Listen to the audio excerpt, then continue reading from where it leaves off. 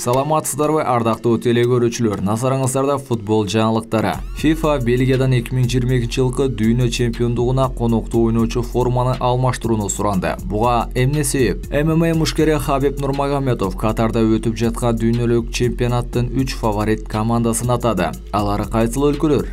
Криштиану Роналду чемпионаттагы биринчи интервьюсун берди. Ал эмнелерге токтолду? Алдыда кененирээк маалымат беребиз.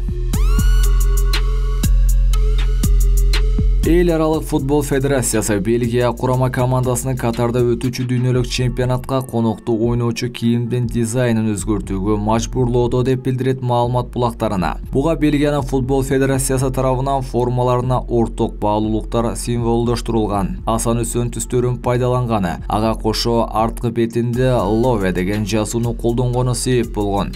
Эскерте кетсек, мындан алдыда FIFA Англия курама командасынын чабуучусу Гарри Кейнге ЛГБТ коомчулугун колдоо максатында Wayne Life капитаны формасын кийүүгө тыюу салган.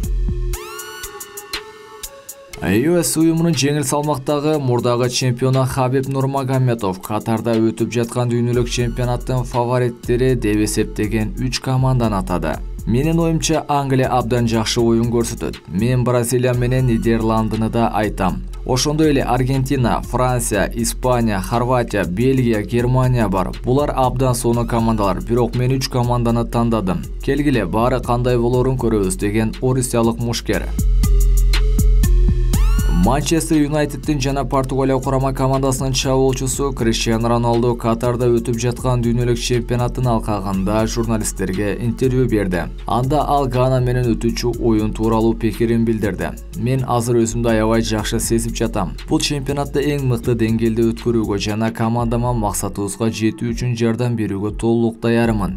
Биз азыр биринчи кезекте Гана менен өтүүчү оюнду ойлонуп жатабыз. Алар менен тайпадагы эң оор мелдеш болсо керек. Деген менен биз Гананы жеңүүбүз шарт жана дагы мындай жеңиштерди чемпионат аягына чейин улантабыз деген футболчу.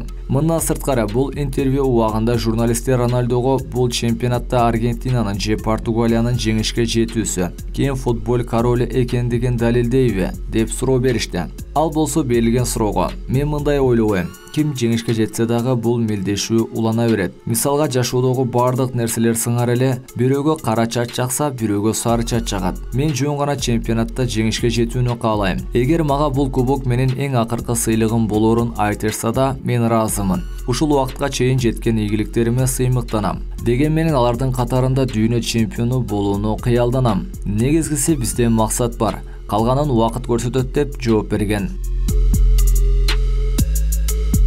Ардактуу телекөрүүчүлөр, ушуну менен бүгүнкү күнгө даярдалган жаңылыктарыбыз соңуна чыкты. Кайрадан амандашканча.